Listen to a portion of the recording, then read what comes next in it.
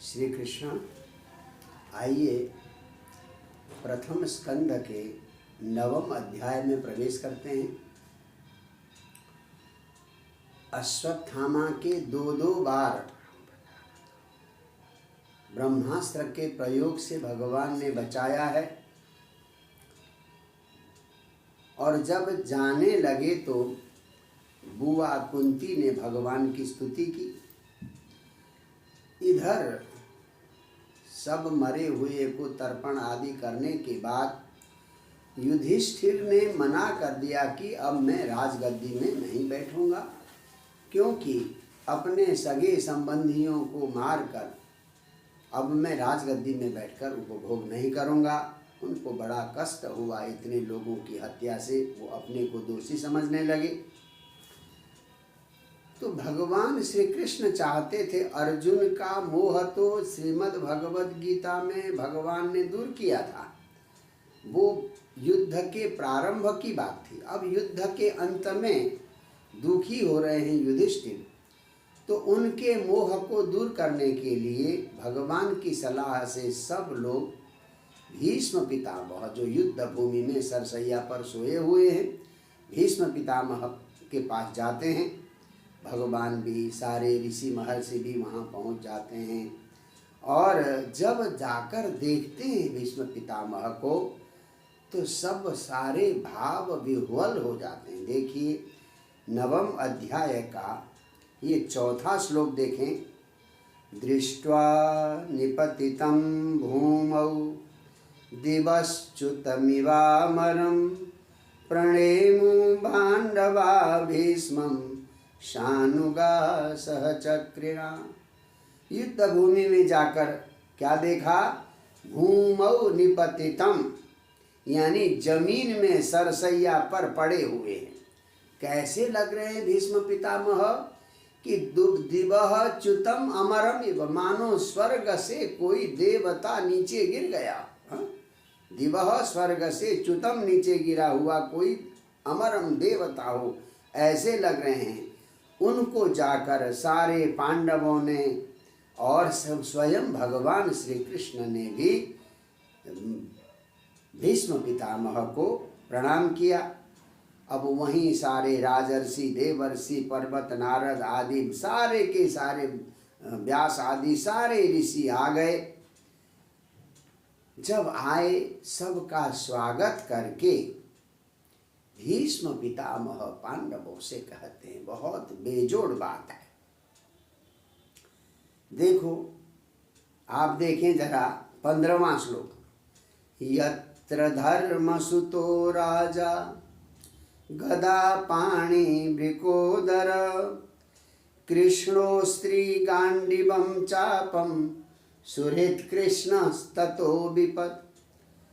भीष्म लाग लपेट के बिना कहते हैं, देखो संसार में दुख, आप शक्तिशाली है, आपके पास दुख नहीं आएगा, ऐसी बात नहीं है।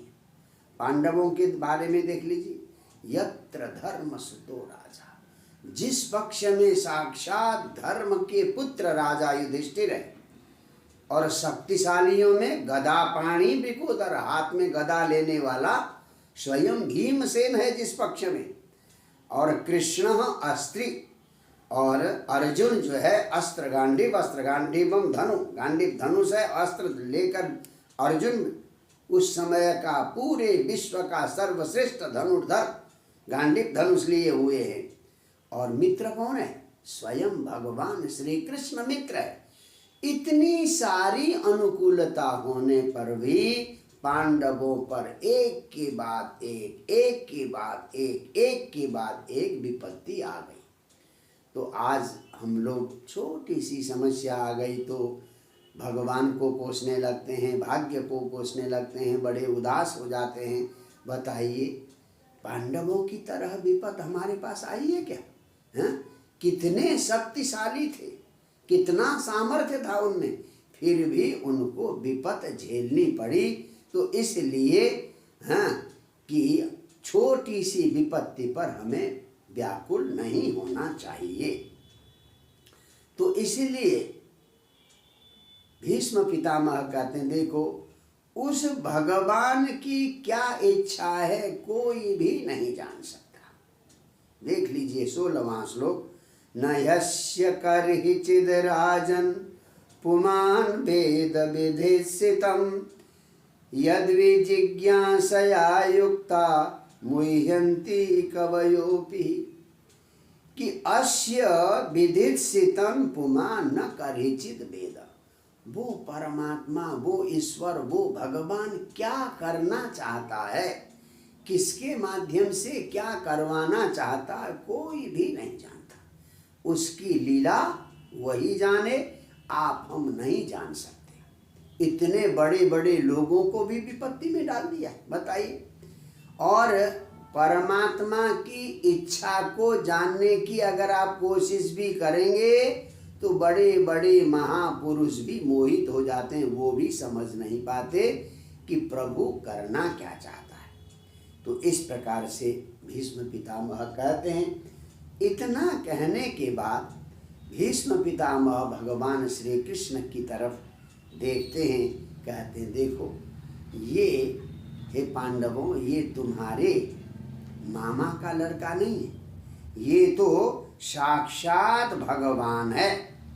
और 18वां देख लीजिए, एष वै भगवान साक्षात आद्यो नारायण पुमान्। ये जो मामा के लड़के के रूप में कृष्ण को देख रहे हो, ये कृष्ण नहीं है, साक्षात आद्य नारायण भगवान, आदि नारायण भगवान है। और मायया लोकम मोहयन, अपनी माया से, अपनी लीला से दुनिया को मोहित करते हुए वृष्णिषु गूढ़स्सरति, यदुवंश में छिपे हुए अपनी लीला कर रहे हैं। इनको सामान्य मामा का लड़का या सामान्य व्यक्ति समझने की भूल नहीं करना। इनकी दृष्टि में सब बराबर है, भगवान की दृष्टि में कोई भेदभाव नहीं।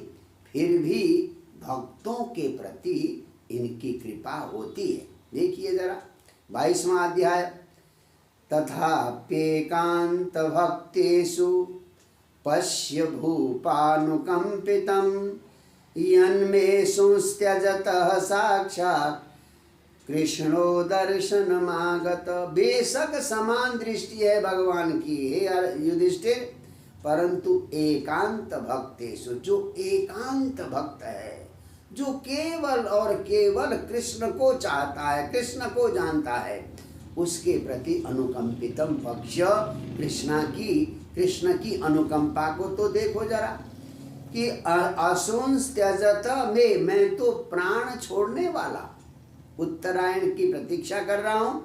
उत्तरायण आ गया, मकर संक्रांति आ गई तो मैं अपने प्राणों को छोड़ दूंगा, परंतु कृष्ण साक्षात दर्शनमागत, दर्शन देने के लिए स्वयं मेरे सामने श्री कृष्ण उपस्थित हो गए।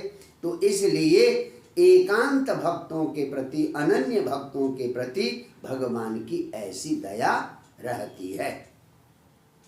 अब एक बहुत गजब की बात करते हैं। देखिए, भक्त भगवान को आदेश देता है।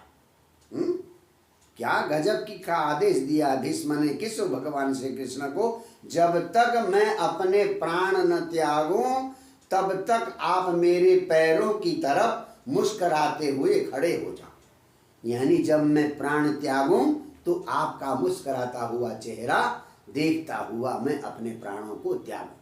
गजब का श्लोक है। 24वां श्लोक आप देखें, सदेव देवो भगवान प्रतीक्षतां कलेवरं यावदिदं हिनोम्यहं प्रसन्नहासारुणलोचनोल्लसद् मुखाम्बुजोद्यानपथश्चतुर्भुज।